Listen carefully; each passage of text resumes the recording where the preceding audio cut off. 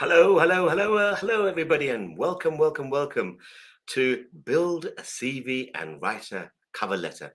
Here, I'm from Google Digital Garage. My name is Chummy, and I'm ably assisted with Mo, who's going to be helping me with the moderation. That's the chat box on the bottom right of your screen. A couple of things just before we start off, apart from welcoming everybody online, is a tiny bit of housekeeping. You may want to refresh your browser if you're having any form of kind of delay in hearing or seeing what we're doing. But in addition to that, please get involved with the chat, which Mohammed has already started getting it set up. If you haven't got access to it, that's because you need to log in to YouTube. And the instructions are just on the right hand side. Just click in, log in, and then you'll be able to get involved with the conversation. So please, for those who aren't familiar with it, log in and then you'll be able to type away in the chat box. And for people who are familiar with this kind of seminar, webinar, please get involved in the chat, because you know what? It makes a difference and it gives me a chance to have a little rest while I read all your comments. So with that in mind, this is a Google Digital Garage virtual training. It's a part of a broader offering of lots of things that we do. So again, as I talk, Mo will be typing in addresses through to websites and things like that. But the Google Digital Garage offers loads of online training, things like this, webinars, as well as events that you can visit, and an online learning platform where you can follow certain modules and then progress from there. And I'll be speaking about that in a few moments' time. So with that in mind, just carrying on the kind of stuff that we'll be talking about today. So in essence, we're going to talk about how to build a CV. We're going to ask the question, what is a CV? What is it all about? How do you make an effective CV? What the kind of mechanics around that is? And then we're going to talk about a cover letter. And again, we'll start off with defining what a cover letter is, why that should be important to you, whether you should be using it at all, that kind of thing. And then we're going to progress and bring it all together with helping you to get a job, which is presumably why you're here, to talk about CVs and cover letters and that kind of stuff. So get you ready to do your job search, find out where you can look for jobs, and then, of course, submit this brilliant CV and cover letter that you've got together. So with that in mind, just before I start off, just reminding people, if you're not familiar with this and if it's new to you, letting you know that there are career certificates offered by Google. And if you would like to visit the URL that's on the screen there, you can set yourself up with kind of upskilling and that kind of attitude to bringing yourself up to scratch with kind of skills that you may not have. So here we're talking about things like IT support, project management, data analysis, usability, interactions, UX, design. You don't have to have any relevant qualifications or have a degree and all that kind of stuff. So no experience is required. You can just get on, log on, and then start off these career certificates. So that's a little bit more. Niang, welcome. I've got people saying hello, and we like to hear people saying hello. Those that I have the ability, and please do, if you would like to type into the chat box, tell us who you are and where you're joining us from, because it's nice to find out where people are joining from, especially if it's a global audience. We never know where and who are joining us. So yeah, please use the chat box to communicate with both myself and Mo, who's there answering the chat box. Okay, so what I like to do is ask you the questions. These questions are going to pop up from time to time, but it's also to get you to be mindful, to think about why you're here and what it's all about. Because you know what? If you treat this just as a theoretical exercise, it's not going to be as effective as you put it into practice, what we're going to be exploring. So the question I like to ask is, and you can use the chat box to type away, Vietnam, you say, man, that's a long distance from here in the UK that we're based. What are your career aspirations? What are you looking forward to doing with your career in terms of either advancing your career or starting off a new chapter? Just share some of your ideas in the chat box, please. Let's to know what your thoughts are on that. So, what are your career aspirations? And whilst you're thinking about that, let me carry on. So, the first part of it, I'd like to talk about building your CV. In fact, in a second, I'm going to ask you, what a CV is all about. Why should you have a CV? What is a CV? And that kind of stuff. So, with that in mind, just thinking about the fact that you may already have a CV, you may have not even considered putting something like that together. But in essence, it's to kind of get you to think about what you'd need a CV for. So, again, if you have um, ideas about why you're here, why what would benefit you in the kind of stuff that we'll talk about. And thank you, Nang, again. And apologies if I'm not saying your name correctly. I have problems with pronouncing people's names, including my own. So, what do you think is the main kind of purpose of having a CV? Just getting your ideas, thinking about it. And if you want to share your thoughts in the chat box, please do. And just reminding people, if you have difficulties wondering where the chat box is, you need to have signed into YouTube to be able to use the chat box function. And Etifchika, I'm sorry about the name pronunciation, and thank you for joining us from Greece. So the question is like, what do you think is the main idea around CV? And you can carry on typing into the chat box as I carry on talking. Um, a CV. Now, for those that aren't familiar with the term, it stands for curriculum vitae. And curriculum vitae, in essence, means the course of your life. So when we're thinking about a CV, we're not just talking about all the jobs you've done, all the kind of qualifications you've got, because that would be pretty dry.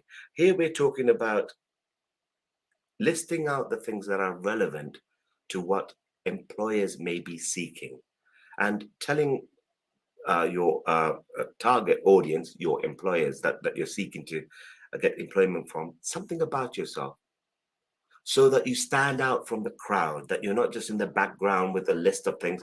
You make that so that it's relevant to what people are searching for. I'm going to use this phrase a few times as we go through the talk today.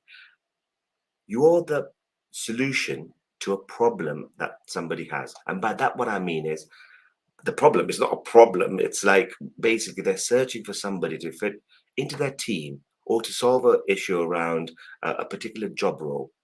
And you're going to be the solution to that. So it's really important for you to be aware that you say the right things which are impactful, meaningful, relatable to the people that are searching for you. So, with that in mind, just remember you're the solution to a problem that somebody's having, and then state that in your CV. And of course, this is really important. There's a little trick because they tell you what the problem is that they're trying to solve through their job description. And it's the job description that's really important as a piece of evidence, as a piece of information that then you can use to target by shaping your CV in an authentic and ethical way, of course, which I'll explore with you later. But you know what their problems are, and you've got the solution and how you best match that through your curriculum vitae. Right. So in essence, we're talking about your CV being the first point of call, the first contact that you have with any employers that you're trying to seek to get employment with. So it should be a summary of all the experiences that you have as a human being, because you know what, we're all individual human beings. And then it should show some kind of goal oriented or relevant aspects of what you've been doing, which fits into their organization and or the role that they have on offer. It goes beyond saying that you've got to be authentic and honest with what you write down on your CV.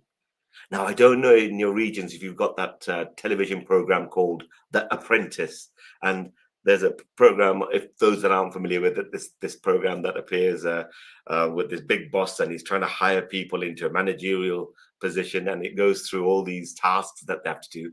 And one of the end tasks is that they get interviewed with their CV.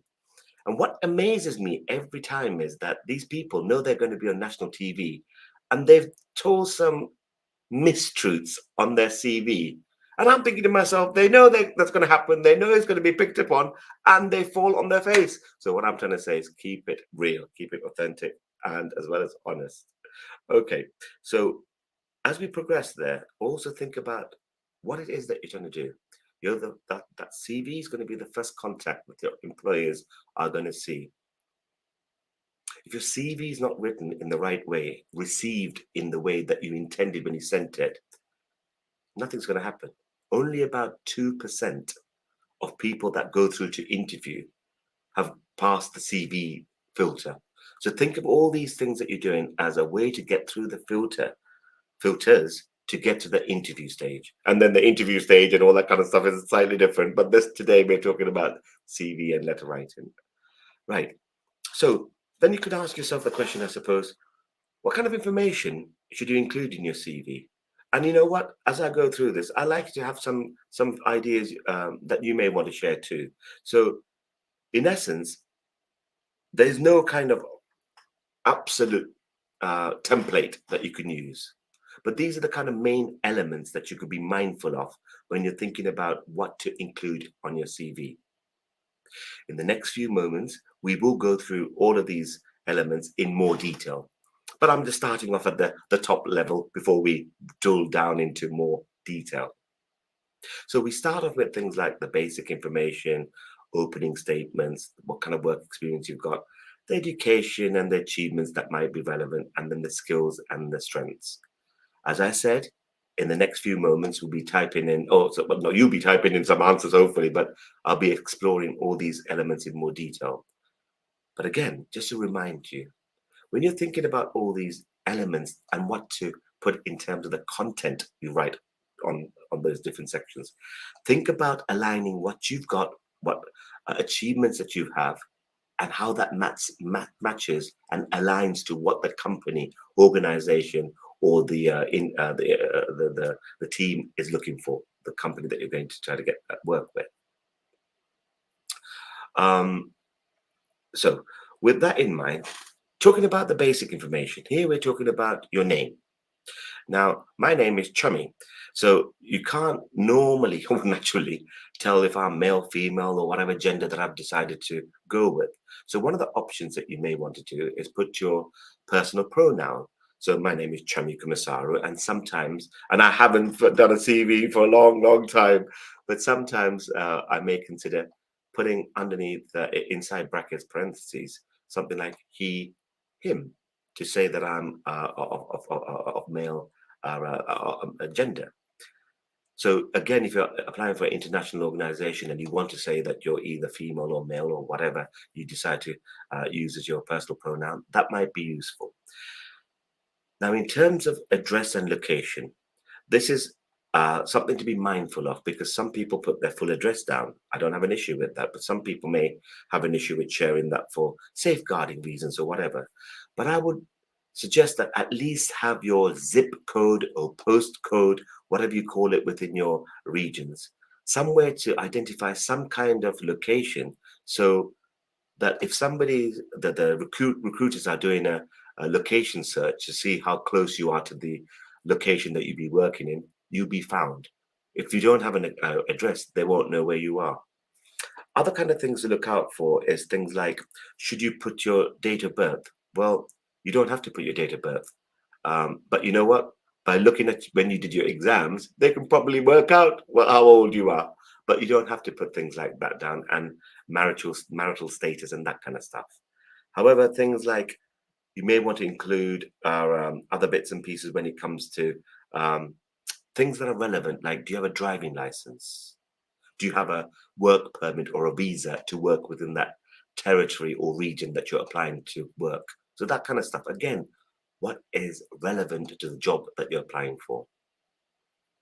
From there, we'll move on to the opening statement or summary, that kind of thing. Think about your CV, okay, as a way to get into the process of your recruitment into a job. So, CV, you have to get through that process before you get an interview. But you know what? Majority of CVs now, whether it be a recruitment company or the actual company that you apply for, has been automatically scanned for keywords and key phrases. So you have a long list. That's all the CVs that are received.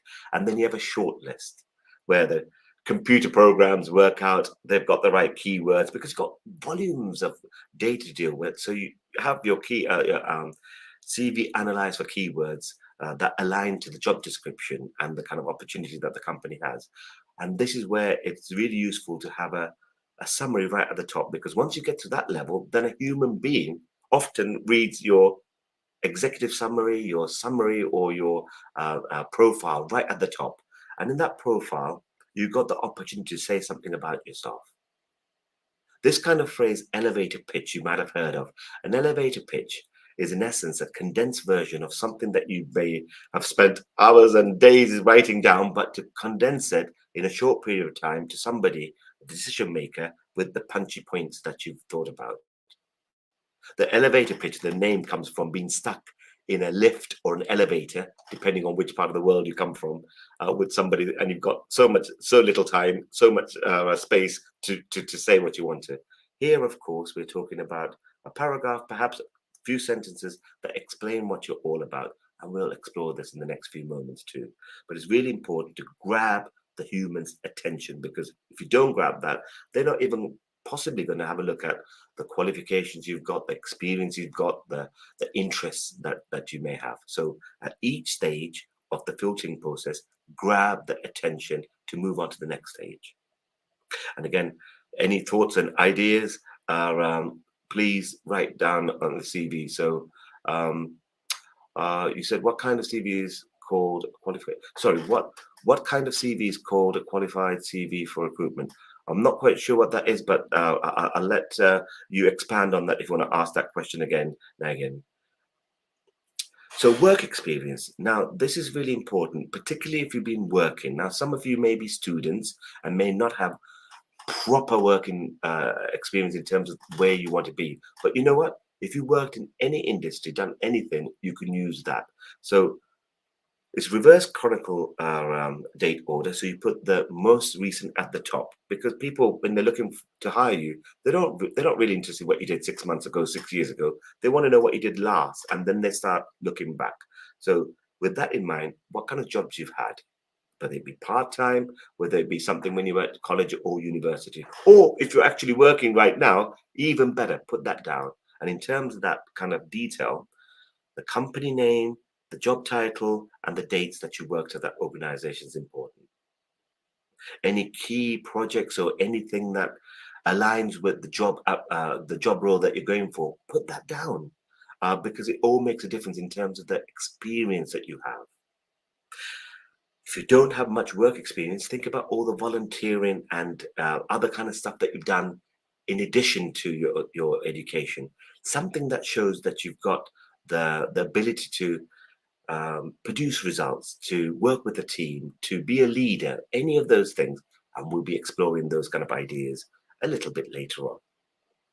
Now, after work experience, then comes on things like education and achievements. And again, put your most recent qualifications at the top of the list. Think about academic qualifications, but also professional qualifications. You may have some stuff that you may be specialized in, for example, in finance or even marketing. Any kind of stuff that you've done around projects or activities that have been qualified for in terms of getting a qualification, list that down, because you know what?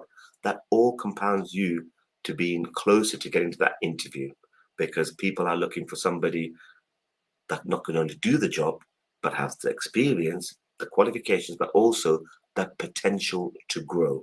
And by showing that you're continuing your development through education and other achievements, put that down. So, for example, you may want to, if you don't have much experience, say that you attended a Google Digital Garage seminar on CV writing, or any of the other stuff that we do, for example, digital marketing skills, because you know what? That demonstrates that you're continuing to learn.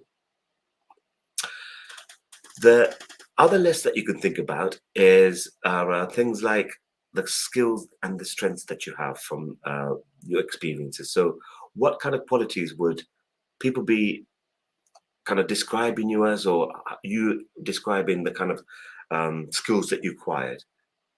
I always have an issue when people refer to soft skills because I think soft skills are sometimes the harder skills. But here we're making a distinction between soft skills, which is like the personable things, how you communicate with people, how you motivate people, how you interact with our customers, clients, as well as teams. And the technical aspect comes from things like digital skills training or project management skills or aspects of um, parts of, say, technical finance, that kind of stuff.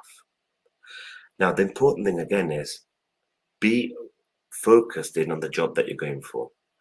Because another thing to watch out for is a message to all is a message to none. So if you're sending out 100 CVs to 100 companies, you might get a little bit downhearted because you're maybe getting some rejections through. However, if you concentrate and think about 10 companies that you want to apply for and then target those 10 companies, you probably get a better return on your investment of time and energy and effort. So again, we're talking here about our soft skills and hard skills and that kind of stuff. So in a few moments, I'll discuss with you the kind of things that you could be thinking about. What are soft skills? What are hard skills? What are digital skills? That kind of stuff. But at the moment, anybody want to type in for me? What do you think soft skills, an example of a soft skill or a hard skill or a digital skill is? Anybody brave enough to type into the chat box? Over to you, people. Oh, you're going to be a quiet audience today, I can see. But no worries. If you're taking this on board, that's the important thing. So in terms of soft skills, we're talking about things like leadership, teamwork, communication, all the things that enable any kind of company to work. Thank you, Nagin. Here we're talking about the greatest asset that any company can have is its people. And if you don't get people to communicate and people to do the stuff and engage in, you're not going to get some work done.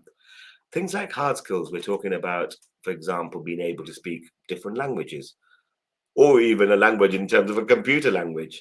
And of course, other aspects of that is things like, like I said, project management, accounting, that kind of stuff.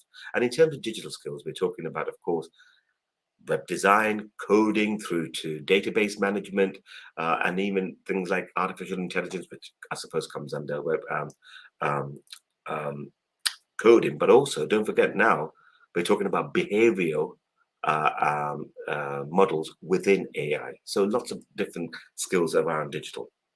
Right. So this slide here, people, talks about the kind of skills that you may want to include in your CV. Now, the black writing talks more about the kind of, I suppose, soft skills as we defined it beforehand. So things like, teamwork, presentation, networking, all those kind of things are kind of things that you can think about, which aren't technical skills. Technical skills would be things like the coding, the HTML and the CSSs, the video editing, perhaps streaming software, things like complex logistics, design, particularly graphic design. A little thing here, people. When you say things like video editing, what does that mean? To me, that doesn't mean much. Always justify your skills. So I have been running my own YouTube channel for 6 months, a year, whatever the time period is, and I'm really adept at doing my own video skills because I do my own video editing. I make sure that I've done the right graphics on them, the sound, all that kind of stuff. Always justify. That is to say, give an example, say how you've done that or what you've done with that skill. Because again, when a human being reads that, they'll say, oh, that person could fit into my team because they've done that kind of stuff already. From there, we talk about strengths and defining strengths. So in essence, we're talking about, what are you good at? What kind of things do you like doing? And you know what stands you out?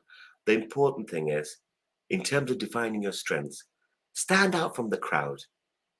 Distinguish yourself from all the other candidates. And you know what the important thing is? By justifying all your skills, that's the way to stand out, because any person could say, I have got leadership qualities. How? What have you done to do that? Where have you done it? Which teams have you worked with? What was the result? from your interaction as a leader. So justify your strengths, and that's really important, along with the skills. And this could be done both at the top part, as we said, the opening statement, but also when you're talking about all the stuff that you've done, perhaps in some jobs that you've taken part in, the experiences that you have, justify what you've done, your strengths. From here, we can, just think about the kind of strengths that you can include in your CV. So things like driven, passionate, dynamic. As I said, justify it. I'm enthusiastic. Well, nearly everybody's enthusiastic. Well, nearly. But what does that mean? So, once you say I'm enthusiastic, you can say I'm enthusiastic. I love solving problems, and every time I go to work, there's customers that come up to me with their queries, and I go out of my way to provide a solution to that query. I'm really keen to solve those problems. You're enthusiastic. So, for any of these words that appear, your strengths, say why that is a useful attribute that you want to give to the company that you're seeking to work with.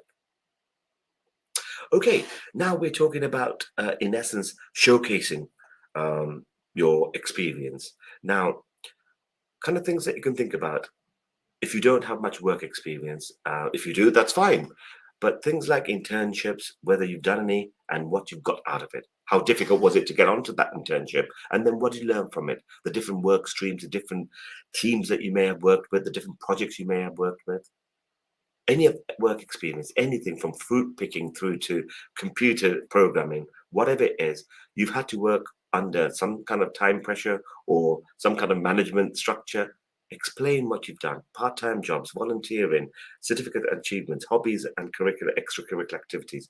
What have those things taught you? So instead of saying things like, I don't think they're going to say this, but things like, oh man, that job was really, really boring at times because nothing was happening.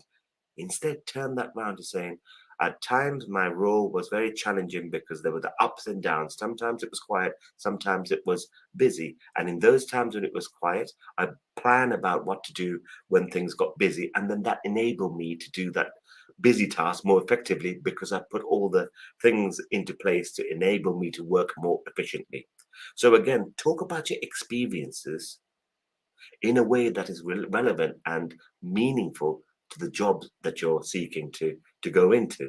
And this is really important. Instead of listing things down, explain, or the word I used was justify what your experiences mean. Right. In terms of what you get up to and all that kind of stuff, experience to date, think about what you've done to this date. What have you achieved and how this is relative to your job? Now, I work across different work streams, and this word achieve in Google, this word achievement is a really powerful word because sometimes you forget that some things that may be ordinary or mundane is an achievement that you can call upon.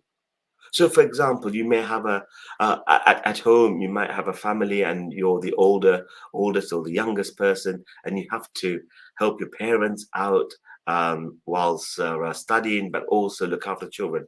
Now, that speaks to me a whole lot about managing your time, managing your resources, being able to spread yourself so you're not too thin in terms of carrying on your education as well as looking after the family. Alternatively, you may have two different jobs, and you're doing that to perhaps go to university or to make ends meet. Talk about what you've done, what you've achieved in all this time that you've been doing things, anything, and how that is relatable to the job function that you're going for. Fit it into what they're asking for in the job description and see if all the things, for example, dealing with things under pressure through to creative solutions, justify it with the experiences that you've got. Okay, right, people. As I said, now just talking about the layout of your CV. Now, there's no right or wrong ways of doing it, and bear this in mind. You probably understand this if you've been sending a lot of CVs to recruitment firms. Most often they ask for it in a Word document. I don't know why they don't ask for a Google Docs document, but that's a different thing. But most often, companies prefer to have a less formatted CV because you know what happens? The CV is stripped of formatting and then put into a machine that reads for keywords. And if you send it to a recruitment firm, what normally happens is that they formatted all the CVs they get in their own version. So when they give it to the client, all the CVs look the same. So again, don't spend too much time on thinking about the format and if it's perfect, if it's not perfect. Think about the elements that are in your CV. So things like the contact, as we said beforehand, an opening statement, your experiences, your key skills that's relevant to the job you're going for, your education, and references if it's appropriate. But again, promote the content, as it says on the slide there, that you want to draw attention to. Now, watch this for some examples, people, and tell me again. Please share your thoughts in the chat box. I'm sure Mo's wanted to get involved, and come. You're not communicating with us, so type away your thoughts as I'm talking into the chat box, which is on the bottom right, or on the right hand side of your screen. What do you think of these two CVs? I hope you can see that well enough on the screen that you're looking at. But you got Fatima's CV on the number one on the left-hand side, and you got Harry's CV on the right-hand side. What do you think, people? Any comments at all? You can tell that both of these CVs are different, and they're somewhat different. Now, again, just referring to what I said just a few moments ago, you're in competition with all the people applying for that job. Only about 2% of people get through this stage. Having fancy graphics and images may be appropriate if you're going for a high-end design company. Don't know. But you know what? You have to get there in the first place. And by that stage, you'll be asked to produce your portfolio at the interview and then progress on to showing your creativity. So just again, think about what you're doing. Balance out what you're trying to do. Keep it short and simple to the point of having the information there, which is what the recruiter or the company is looking for. Your name, your experience, your personal statement or your version of that profile, and then your experience of your job as well as your education. Make it easy for people to see what it is that you're doing, as opposed to all the kind of bells and whistles that you might be tempted about. Okay, so in terms of getting an impactful CV, write in a clear and concise manner. Don't overcomplicate things. Use clear language that people could, when they read it, understand what it's all about. If you have any gaps in your education or any other gaps, you may want to state what it is, because again, this could be a trigger for people to say, "Oh, they haven't talked about that 1 year. I'll throw that away. Can't be bothered." But if you say, "I was looking after an elderly relative," or I went away abroad to discover new countries or new environments," or you were looking after a person, a family, or a friend, put that down, because you know what? That shows that there's congruency. There's the flow of information there. Your any gaps have been explained, and most gaps can be explained in an ethical way. And then, of course, be as transparent about the gaps, but that then leads on to get somebody to read it, your CV, then get somebody else to read it, and hopefully a friend that will tell you as it is, because you know what? You want to hear the kind of honest truth about your CV before you send it out, because again, that increases the probability of you getting a positive result when you send CVs out. I used to send CVs out too, many years ago. And sometimes it's very disheartening when you get a rejection, and you don't know why that's happened. And you know what? If you manage to get somebody to help you with the copy in terms of copy, I'm talking about actually reading it, proofreading it, perhaps help with grammar, that kind of stuff. That's really important, because you want to be sharp at this point to allow you to move on. So I'm going to pause here for a second and let you ask any questions you'd like. And don't forget, there's me as well as more on the line. So please get involved if you wish. And then I'm just going to we'll pause for a second and then go on and talk about cover letters and what cover letters are and what that's all about. So any questions at all, please write. If not, I'll move on, and you can write anytime you want to. Mo is waiting to answer any questions you like. Um, but yeah, and now that there'll be enough time right at the end to ask any open questions if you have any. So with that in mind, a cover letter, people. So what's a cover letter? What's it all about? Some people here may be familiar with it. Some people may not. Don't worry. That's the kind of stuff that we'll be talking about. And in addition to that, just kind of working out, do you need one? Do you not need one? All that kind of stuff. So a cover letter, in essence, is really important. Cover letter provides a complementary piece of evidence or another statement that supports your CV. It doesn't just copy and paste the stuff up from a CV onto a cover letter. You're meant to be enhancing your CV through your cover letter. Now, these are some statistics that might grab your attention for those that aren't familiar. About 40% of recruiters say that they look for cover letters on application. About 45% of recruiters say that if you don't have a cover letter, they reject your CV. I have colleagues who are, I used to run my own digital agency, and I've got colleagues who are still running digital agencies, and they put these filters up to ensure that they have quality candidates.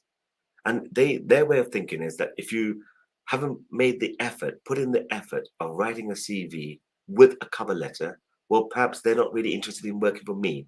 Perhaps they're just sending out 1,000 emails and expecting somebody to say yes to them. So again, just a word of kind of reflection. Think about what you're trying to do. You're trying to stand out from the crowd, trying to say that you really want to work for that organization and how you align to the job description that has just been posted. So a cover letter here, just to say, is really important. And in terms of that, let's think about the building blocks of the cover letter. And I'm going to go through this in detail in a few seconds. Think about how you open it. Think about the kind of introduction, what it's all about. Think about summarizing why you're writing, what's the cover letter, why you use the cover letter. And then what I told you about beforehand, you're the solution to a problem that they may be having. And then the kind of extra last little bit at the end saying, oh, this is relevant too. So let's take these elements in detail. So the hello, the hi, the dear. Now I'm going to ask you: do you think it's okay to write a cover letter and say, "Hi, hey, hi, chummy, I want a job from you because you know what? I think I deserve it." Do you think that's a good tone? Tell me, tell myself and Mo what you think about that. Um, it's really important to start off with the kind of salutation, the introduction, how you name, how you refer to people. I would suggest that you possibly keep it more formal than informal, depending on the organization that you're applying for. But at the same time, think of you as a business owner. If you've got a letter and you don't know who that person is from, wouldn't you like to be more formal than informal? But again, that's really important for you to be mindful because there'll be uh, uh, I don't know, startup companies that may want more of an informal tone, but it's important to be aware of that. Now, a little grammar. This is not a grammar lesson, people, but a little grammar lesson here. If you ever open up with a name, so for example, dear chummy, always end it with yours sincerely if you're going to use that sincerely, or of course, best or kind regards. But if you know the name, it's sincerely. If you don't know somebody's title, or you're using a title, not a name, so dear sir, madam, or the marketing manager, if you don't know the person's name, you end it off with yours faithfully. So sincerely, if you know the name, faithfully, if you don't know the name.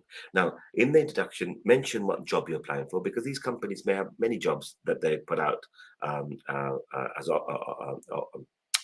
opportunities. So state where you found the job from and what the job is about, just to kind of add again that tailor-made communication with your end user.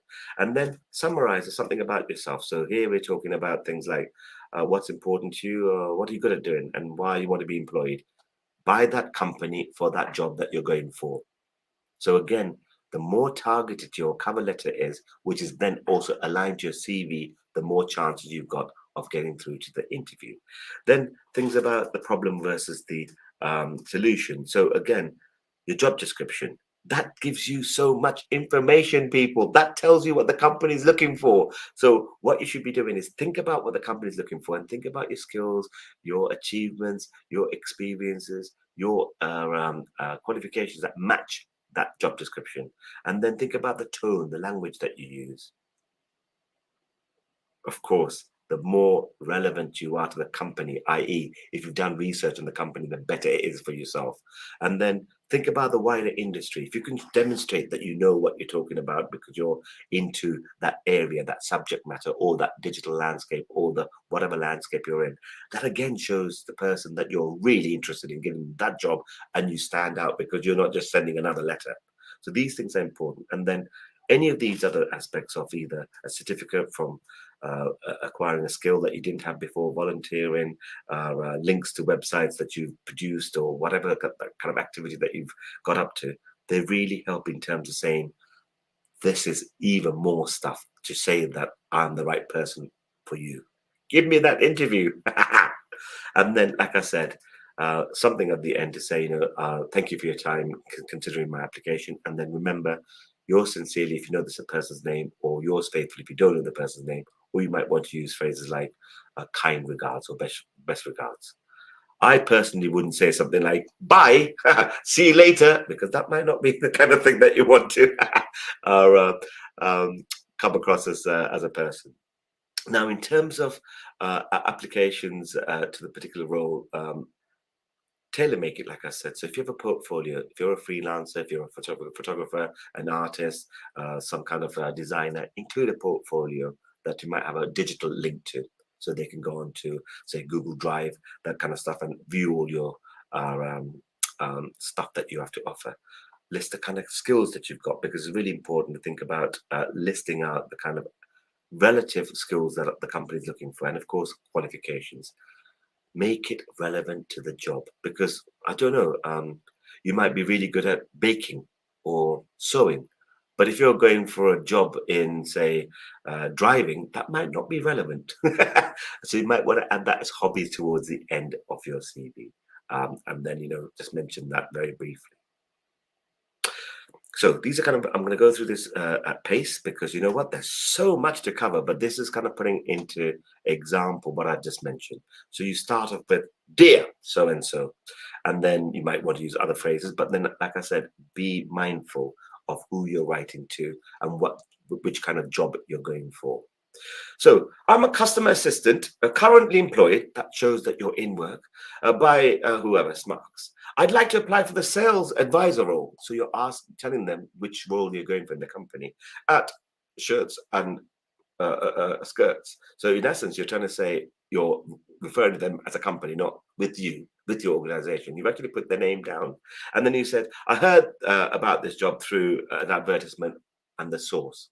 That in that short period tells you what you're about, who you're applying, which job you're applying for, and how you find out about them.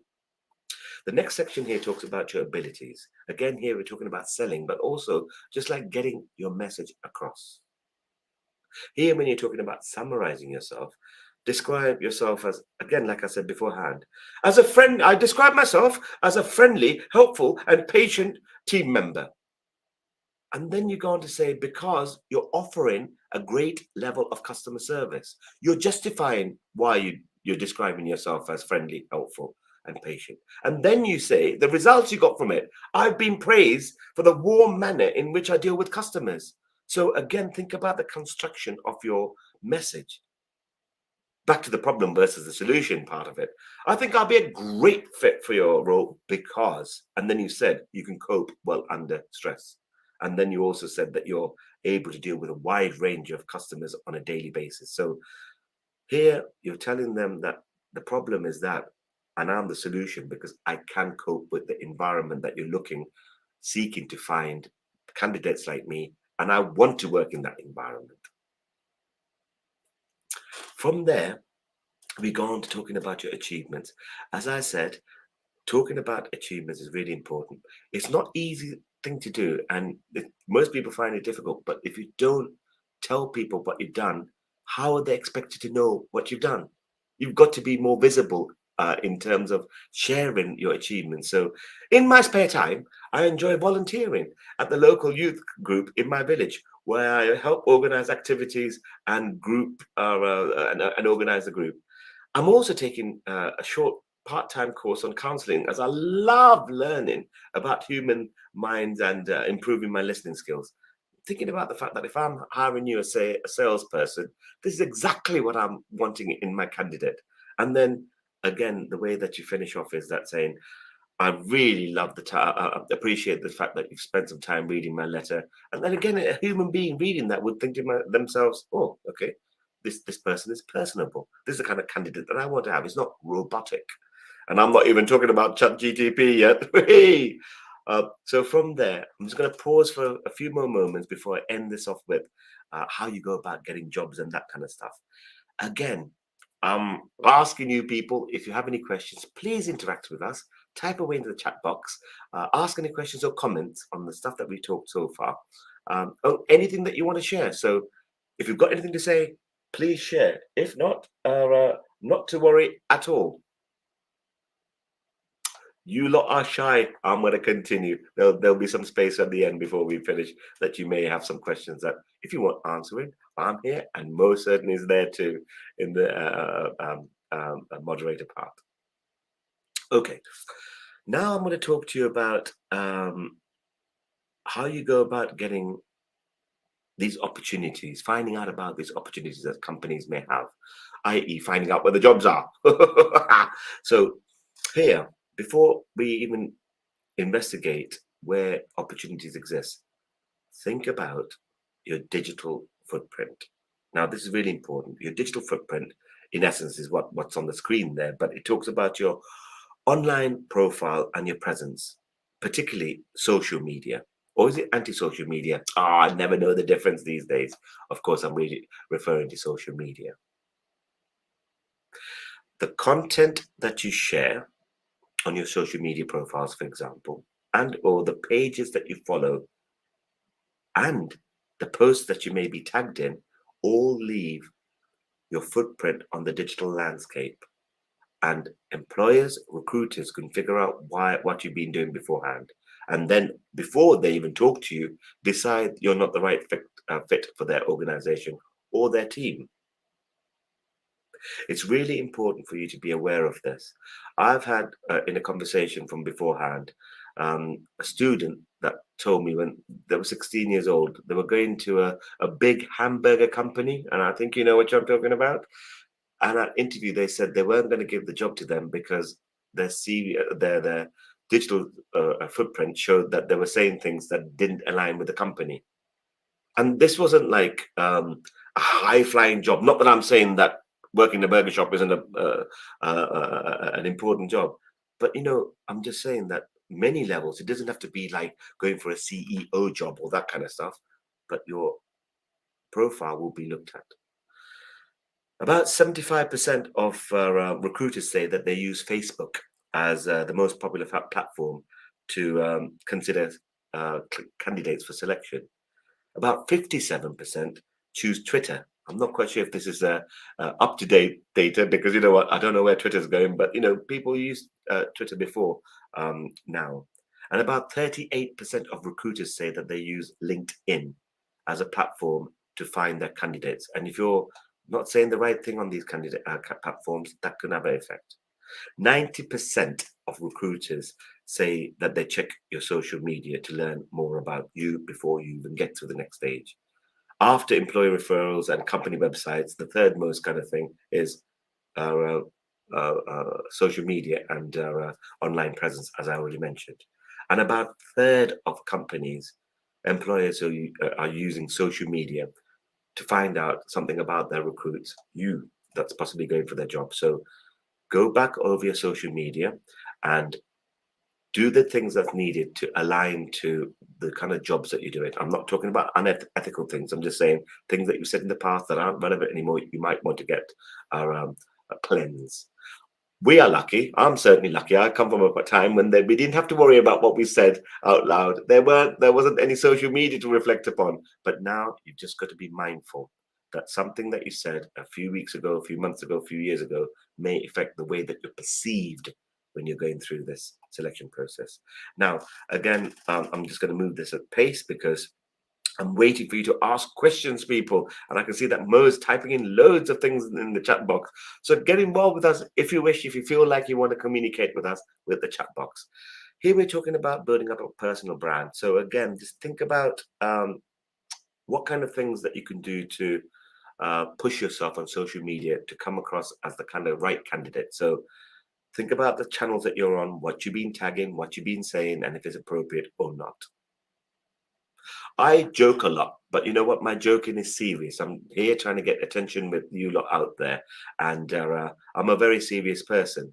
But depending on the tone that I'm talking to this person or that person, I adopt it so that they realize that what I'm saying is not just all fun and it's not all serious either. But I adopt that kind of the tone and the message that I'm using. So think about your social media profile. If you haven't already thought about or haven't got a LinkedIn profile, create a LinkedIn profile.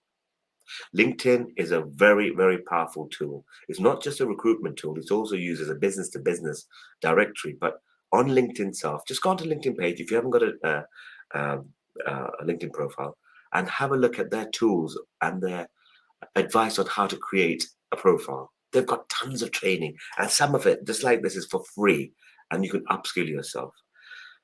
I was yesterday here in the UK at a big kind of governmental job fair, and you know the people that you talk to, the people that you bounced off the events, the talking events, the conferences, the things. You could learn such a lot, and of course create opportunities. There was a whole kind of a Google thing that we were doing about apprentices and that kind of stuff, and it gives you the opportunity to meet people. I've given these kind of talks at a bank, and not just for bank employees, but you know, people from the general public turned up. And there was this young lady that came to me and said, you know, I'm not quite sure what to do. And I helped her to like think about this, that kind of stuff, how to network. So go and go to events, go to kind of discussion groups because it gives you the opportunity to again build that personal brand. And then you can post that on social media and say, look, I went to this conference, I met this person, or I attended this event where they spoke about this kind of stuff. I was really enlightened by it. But share that content on social media. Now, a couple of things before I bring this kind of section to the end is, although on the slide there it says think big, I'm also going to ask you to be reflective, because you know what? I don't know what your ambitions and your desires are. I asked that question at the beginning and nobody answered it. But you know, you might want to think to yourself, I want a huge palace. I want loads of cars and everything. That's fine, but also think about things which are doable. Because when you compare yourself with other people, that in itself might inhibit what you may want to go and do, what you may think of as options. So although thinking big is really good because it helps you to think about outside the scope that you're in, the bubble that you're in, also be realistic about the desire that you have, because then you know what, if you're more realistic in what you want to get, you get there, and then you can build up step by step the next process to get into to advance in your career. Identify what's happening around you, both your competitors as well as the industry that you're in. If you're interested in things like say digital, quite clearly a lot of things are happening, and the next 2 years it's going to rapidly explode. There's a whole new position, prompt manager, for those that are going to prompt the artificial intelligence machines to go and do what it needs to be done. That's a whole new scope of employment that 6 months ago, a year ago, didn't really exist. So think about what's happening, and then of course research, and then do a tiny bit more research, particularly on the company, but also on things like what's happening around you. Now, a couple of important things all about this is upskill yourself. That is to say, attend these marketing seminars or events or conferences, and then think about what's happening around you. If you can reflect that in your cover letter, if you can reflect that in your profile, you're more likely to get into that interview. Once you're in that interview, because of the preparation you've done, you find it easier to talk about all these things, again, promoting yourself in that situation. So with that in mind, people, what kind of tools can you use? So there's search engines, and here we're talking about things like, Google, Bing. You can use things like job boards. Here we're talking about things like Indeed, Read, Total Jobs, that kind of stuff. And of course, professional networks. Classically, LinkedIn is an incredible source of these kind of connections.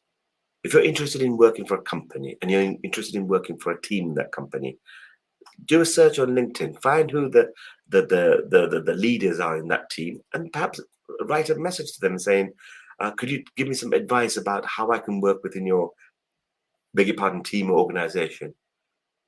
You're more likely to get more response from that kind of connection than if you just say, "Could you give me a job? Could you give me a job? Could you give me?" Nobody wants that. But if you ask for advice on how to get a job or give me some advice about how I can apply, people are more than happy to help you. Right. In terms of discovering on search, that kind of stuff, there's lots of things you can do here. When you're doing some searching, think about doing a near me search. So jobs near me. That can produce some companies that are closer to you. Think about doing some category searches or job title searches, perhaps even date searches, but the last 2 weeks, the last month. Think about sectors. Think about company names. Thinking about search for live jobs. And of course, don't forget the actual company website itself. If it's a medium or large size company, or even a small company, they may have, "We're hiring. These are the kind of positions that's open." But these are the kind of things look out for people. Think about the tasks and the responsibilities that you want to do and what's being offered. Think about the experiences in terms of the skills and or certain other attributes that they're looking for that you may have. Align these things. And then, of course, you might want to join a company that's going to look after you in terms of career development. How much training are they going to offer? All that kind of stuff. Is that stipulated in your search that you're doing? And of course, things like salary and location. You might find that most ideal job, but it might involve you traveling a long distance. And the money you spend on that travel and the time, is that really going to make you content, happy, or do the job efficiently? All these things matter in terms of keeping an eye out on the searching that you're doing for the jobs that you're going for. Right, as I come to the end of this, just think about again your values, what are important to you, and the kind of things that you want the jobs to do. Because if you kind of reflect that a value is like your compass, that which keeps you kind of going in the right direction.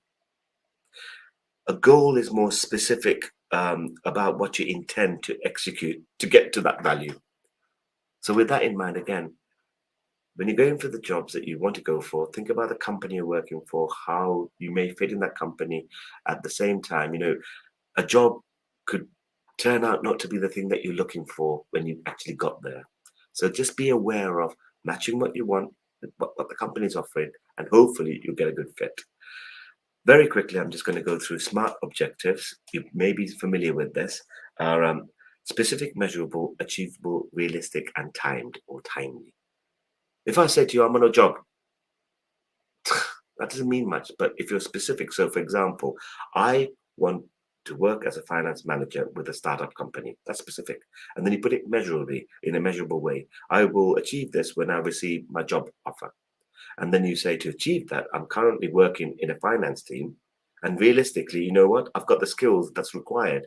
And so what I want to do is, with the skills that I've got, I'm going to apply for jobs, hopefully get it within the time period of 2 years. So you set yourself a SMART objective to achieve your objective, as opposed to just saying an open-ended, broad, "I think I'll get a job sometime, somewhere." So define what you want to do, where you want to do it, and keep it so that it's realistic and it's measurable. Right. I'm going to ask about questions and things like that. But the important thing is, whilst I'm talking about what your aspirations are, because you lot are being quiet, and in case you carry on being quiet, I don't know, we might be overwhelmed with questions. Just letting you know that Mo's been typing in other aspects of where you can get this information from.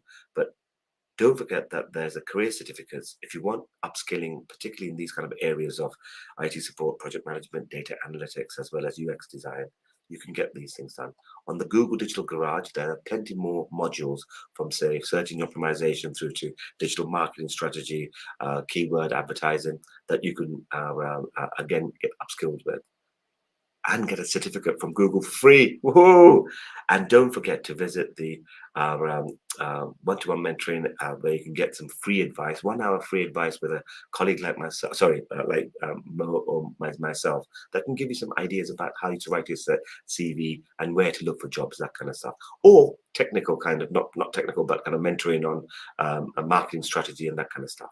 So at this stage, I'd like to say thank you very much, everybody, for paying attention. Hope you found this interesting. Please fill up the feedback forms. The feedback forms make a difference with myself and Mo, because we haven't had much feedback from you on the call. But if you can just send us a little message to say how you thought this session went. But thank you very much, and the best of luck for you with your CVs and your letter writing. Take care, everybody. Good luck. Bye-bye now.